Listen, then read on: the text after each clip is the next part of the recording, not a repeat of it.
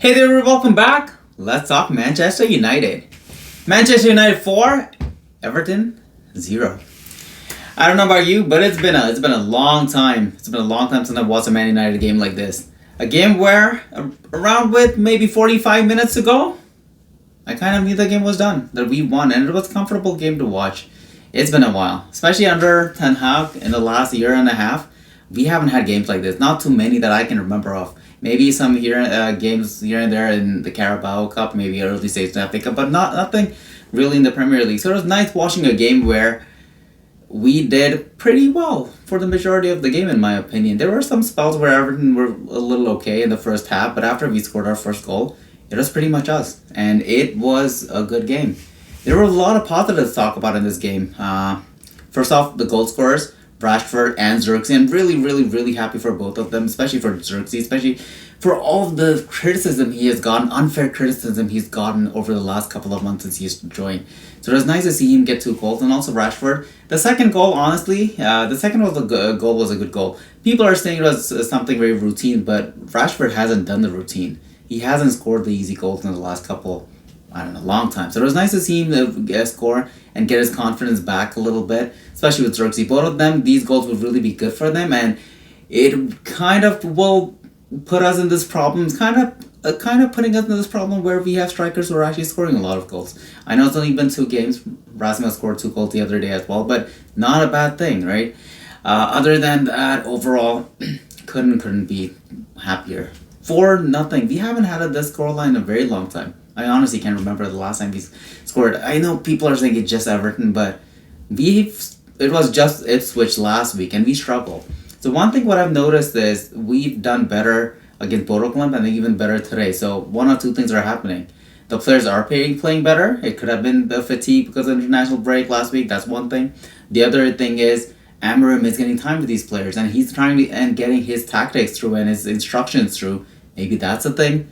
Maybe it's a combination of both. I don't know. But the good thing is we are seeing progress. We're seeing progress from the Ipswich game compared to then the next game in Borogland, and again today against Everton. We are seeing them do better and slightly better.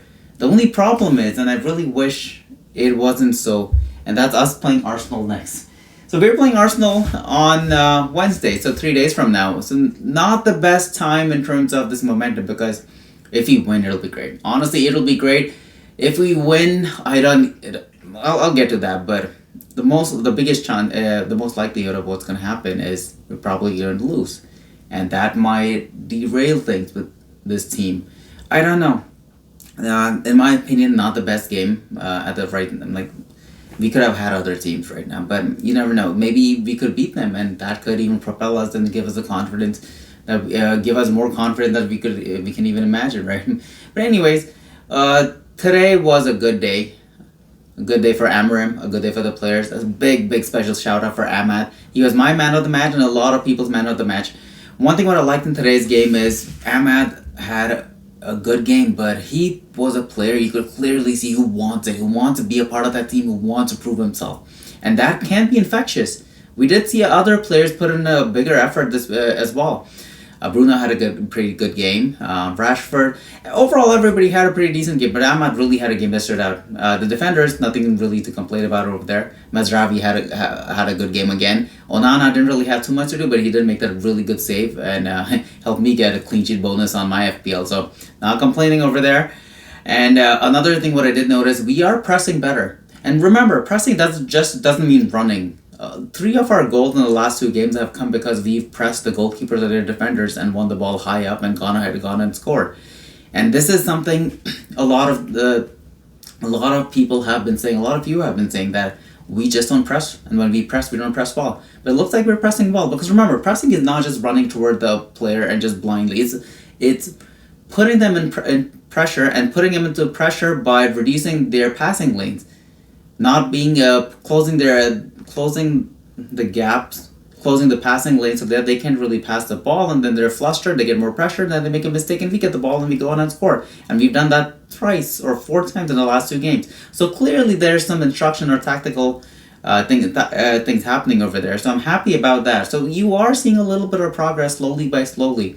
Again, the next game is Arsenal. I am worried about it. In terms of the team, we have a kind of a good dilemma, and this is what I was speaking at the start. We have 3 strikers who have scored 2 goals each in the last 2 games. So who do we go with? I really think it's going to go with Rasmus, and I think he should go with Rasmus.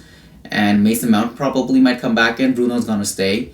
Ugarte is going to come back in. Mainu would have started, honestly, but now because of the card, he can't start. So who might start? Maybe Casemiro might go in there, but maybe you could put Bruno there and then play Rashford and Mount together, or maybe Ahmed. The good thing, see, this is a good thing. We have a lot of our players back, and we have choices that we are arguing about, because a lot of our players are playing pretty decent right now, or maybe average, because usually they're pretty shit, but they're playing good, and it's a good problem to have. So I'm not really sure who's going to start for Arsenal, but one thing what I do know is it is going to be an interesting game. I do not think we're going to go and get rolled over. It might be a close game. Arsenal might win by 1 goal, 2-1. It might be a draw as well, but I really, really, really, really hope that it's a win, and it's a comfortable win. I don't care about Arsenal, honestly, but I care about United, and I really care how we play, and I hope we are not going to do amazing overnight. Just because last week we did shit and this week we did good, people are like, oh my god, we're back. And I tend to think that as well, but in reality, we're not necessarily back. We played against Everton, we did good today, but our players are inconsistent. Let's see if they can keep this consistency up, because what's going to happen is they are going to drop in form, they are going to be inconsistent, and we might drop points, we might get knocked out of competition. So that doesn't necessarily that we are going to be finished top 4, or we might be in a title challenge next season. All it means is there is some progress, but we need to maintain this progress, and we need to keep on doing better and better, and just be more consistent and not get injured.